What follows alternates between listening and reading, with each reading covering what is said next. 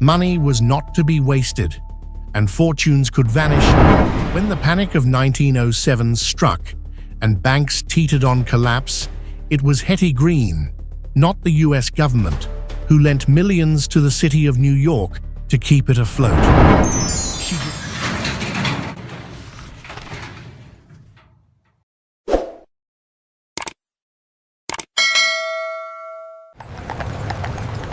In the bustling streets of 19th century America, where horse-drawn carriages rattled over cobblestone roads and oil lamps flickered in windows at night, fortunes were being made and lost every single day.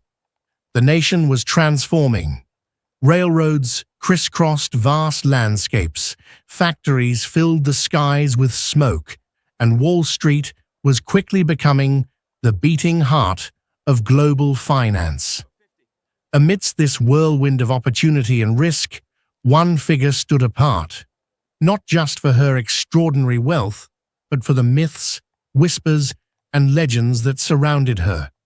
She was known as Hetty Green.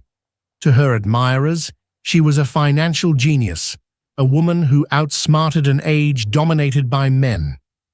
To her critics, she was the Witch of Wall Street, a miserly, cold-hearted woman obsessed with money.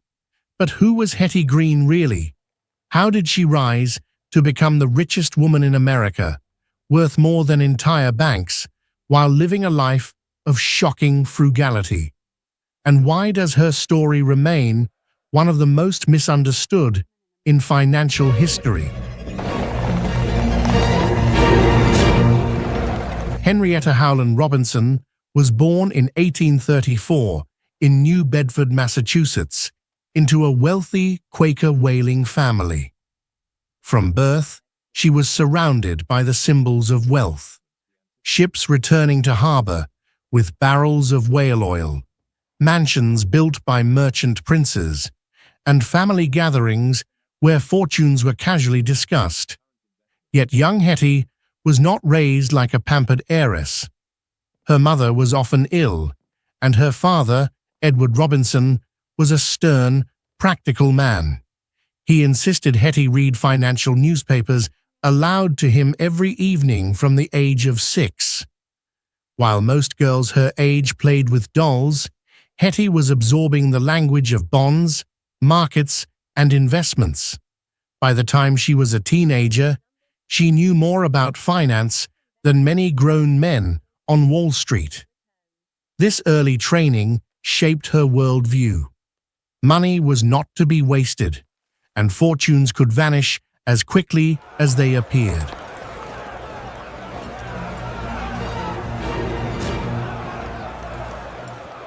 When Hetty's father died in 1865, she inherited around $7.5 million, an astonishing sum at the time, equivalent to billions today. For most, such a windfall would have meant mansions, servants, and endless luxury. But Hetty chose a different path. She rejected high society balls, fine clothes, and expensive jewels. Instead, she invested every dollar with a sharp, calculating eye. Railroads, government bonds, mortgages. Hetty saw opportunities where others saw only risk. She bought low when others panicked, and she sold high when greed overtook the market. One Wall Street broker once remarked, "In business, Hetty Green is a man. She is the only woman who succeeds in finance." This compliment was backhanded, reflecting the gender biases of the era. Yet it was undeniable. Hetty was brilliant, disciplined, and utterly fearless in a world designed to shut women out. But Hetty Green was not just famous for her fortune. She became infamous for the way she lived. Despite being worth millions, she wore the same black dress every day until it fell apart. She moved from one cheap boarding house to another to avoid paying taxes. Instead of hiring cooks or servants, she prepared her meals herself, often eating cold oatmeal to save on fuel costs. Most shocking of all, were the stories about her children. When her son Ned injured his leg, Hetty reportedly dressed him in ragged clothes and took him to a free clinic for the poor, refusing to pay for a doctor. The wound became infected, and the boy's leg was eventually amputated. Whether this story is entirely true or exaggerated by her enemies, it cemented her reputation as America's greatest miser. The newspapers loved to mock her. Cartoons depicted Hetty as a crooked-nosed witch clutching bags of gold. Gossip columns exaggerated her eccentricities, painting her as greedy and cruel. And yet behind these stories was a more complex truth. While Hetty pinched pennies in her personal life, she moved millions with breathtaking confidence in her financial dealings. During times of crisis, when other investors fled, Hetty stepped in. When the panic of 1907 struck and banks teetered on collapse, it was Hetty Green, not the US government, who lent millions to the city of New York to keep it afloat. She did it on her terms, charging interest, of course, but stabilizing the system at a critical moment. Railroads, mortgages, bonds. Hetty's portfolio stretched across the backbone of the American economy. Unlike many speculators of her time, she avoided reckless gambling. She never bought on margin and never chased fads. Her strategy was simple: invest conservatively, wait patiently, and strike when others panicked. It was a philosophy summed up in one of her sharpest remarks: "I buy when things are low and nobody wants them. I keep them until they go up and people are crazy to get them. That is my business." Part of Hetty's notorious reputation stemmed not from her behavior, but from the fact that she was a woman who dared to dominate Wall Street. In the 19th century, finance was a man's world. Women were expected to be homemakers, not tycoons. By refusing to conform, by dressing plainly, rejecting high society, and focusing on money, Hetty became a target. The label Witch of Wall Street reflected both her unusual appearance and the public's discomfort with a powerful woman who refused to play by the rules. In truth, she was no witch. She was a trailblazer, carving a path that few women dared to follow. By the time Hetty was at the height of her power, her fortune was estimated at over $100 million, the equivalent of $3 to $4 billion today. She was, by many accounts, the richest woman in America, rivaling even J.P. Morgan in influence. And yet, while others built palaces on Fifth Avenue, Hetty continued to live modestly. She once explained her lifestyle with disarming simplicity. "It is the habit of saving, not spending, that makes one rich." Her wealth was not displayed in jewels or mansions.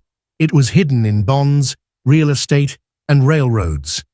She quietly controlled vast swaths of property across Chicago and St. Louis. She financed mortgages for struggling families and loans for cities on the brink of collapse. Her money, though unseen, shaped the nation's economy. In her later years, Hetty Green became almost a mythical figure. Frail, wrapped in her worn black shawl, she would shuffle into Wall Street offices with bags of documents under her arm. Brokers and bankers, some of the most powerful men in America, would rise respectfully when she entered. When she died in 1916, at the age of 81, her estate was valued at more than $100 million. But even in death, the myths persisted. The headlines read, "Hetty Green, Witch of Wall Street, dies with fortune intact." Her son Ned, despite losing a leg, inherited much of her fortune and lived a lavish life in stark contrast to his mother, spending millions on yachts, railroads, and even early radio technology. So who was Hetty Green? Was she the miserly witch, hoarding gold while her children suffered? Or was she a financial genius, misunderstood because she defied the expectations of her time? The truth lies somewhere in between. Hetty was not warm or charming. She was stern, sharp, and utterly practical. But she was also one of the most disciplined investors in history, a woman who built an empire through intelligence and patience. Her story is more than just a tale of money. It is a reminder of how society judges those who refuse to conform, especially women. And it is a lesson in the timeless power of discipline, patience, and financial wisdom. As one journalist wrote after her death, Hetty Green was not the witch she was made out to be. She was a woman ahead of her time, a woman who mastered the game of wealth when the world told her she could not even play. Hetty Green's name may have been shrouded in whispers and caricatures, but her lessons remain crystal clear. Wealth is not about what you spend, but what you keep.